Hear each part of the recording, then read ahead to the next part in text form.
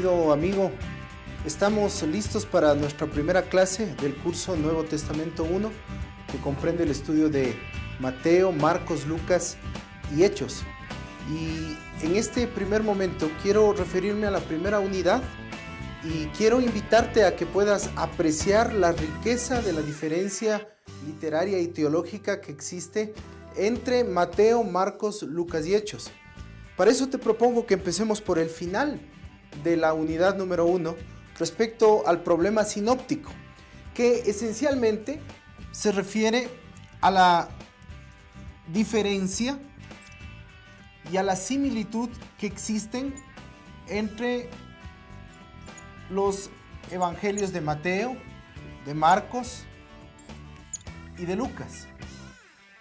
Cuando leemos estos evangelios de manera comparada, es decir, de manera sinóptica, descubrimos que hay muchas similitudes, pero también existen diferencias.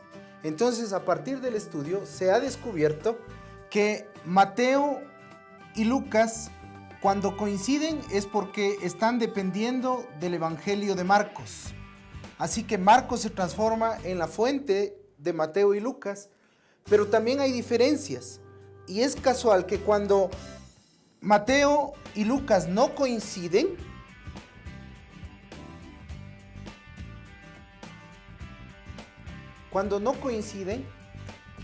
es porque a la vez están dependiendo de otra fuente que se le llama la fuente Q, que precisamente es Q de la palabra Quelle en alemán, que significa fuente.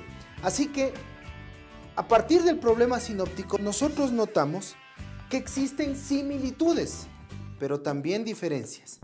Y eso es lo que hay que rescatar. Mateo, Marcos y Lucas no son tres películas exactamente iguales del Evangelio de Jesucristo. Sería bastante aburrido verse una película 3 veces seguidas. El Evangelio de Mateo, de Marcos y de Lucas no es la misma versión, la misma visión del mismo acontecimiento, sino son visiones diferentes del acontecimiento de Cristo. Por lo tanto, su teología es diferente. Por eso te he invitado a que puedas leer en el curso unas pequeñas páginas de un autor llamado Antonio González Lamadrid, que te propone que existe en la Biblia diversidad de teologías, hay pluralidad de teologías, aunque hay una unidad de fe. Y cuando vemos Mateo, Marcos y Lucas, vemos que hay una pluralidad de teologías.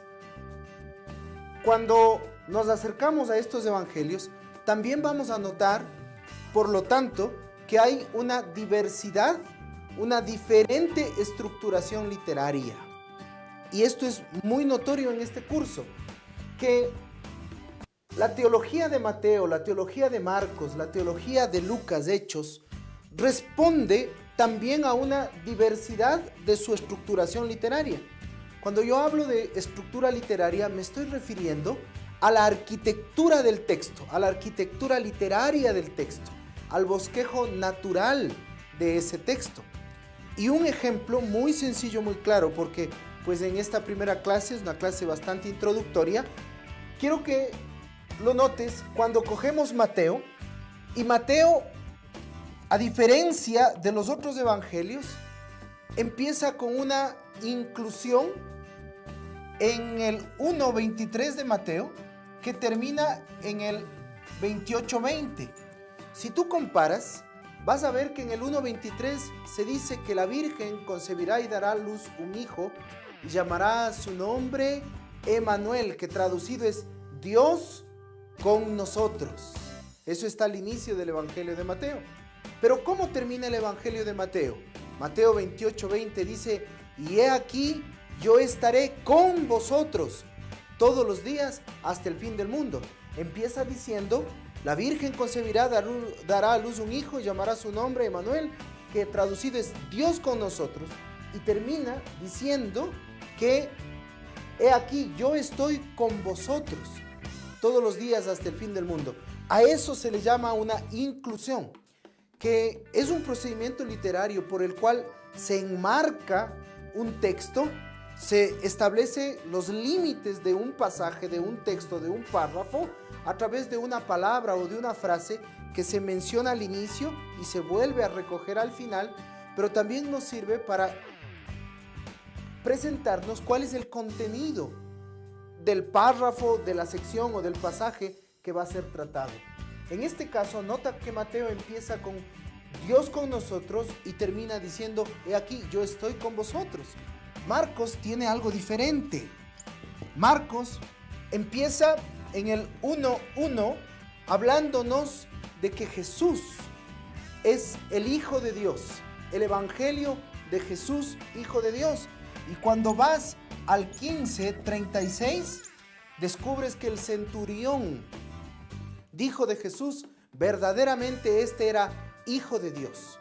Así que al inicio de Marcos se dice que es Hijo de Dios y al final casi en el 15:36 se dice de Jesús otra vez que es Hijo de Dios. Y se presenta así un gran arco teológico del Evangelio de Marcos mostrándonos que Jesús es Hijo de Dios. Muy curiosamente, Lucas empieza en cambio hablándonos del santuario. Si tú has leído el Evangelio de Lucas, Zacarías está en el santuario, en el templo de Jerusalén, y presenta el incienso, porque le tocaba en su turno como sacerdote presentar el incienso. Se aparece el ángel Gabriel, ¿te recuerdas? Y bueno, ahí Zacarías termina mudo por no creer a la promesa. Eso sucedió en el santuario, al inicio del Evangelio de Lucas. Pero al final, cuando tú vas al último versículo de Lucas, se dice que los apóstoles permanecieron en el templo adorando a Dios.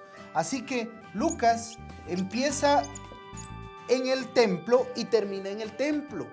Y ahí encontramos una inclusión de carácter literario teológica en el Evangelio de Lucas. Entonces, esto nos muestra que los evangelios son diferentes y hay una riqueza literaria y teológica en esta diferencia.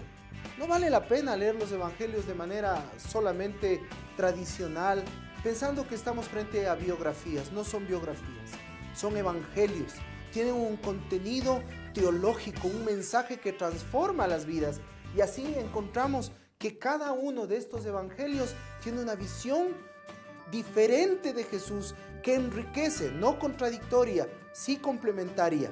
Y esto es de lo que el curso te va a invitar a tratar para descubrir esta diferencia, esta riqueza teológica, pero a partir de la estructura literaria de Mateo, de la estructura literaria de Marcos y de la estructura literaria de Lucas y Hechos. Así que alístate para las siguientes clases. Espero que esta brevísima explicación te haya servido. Bendiciones.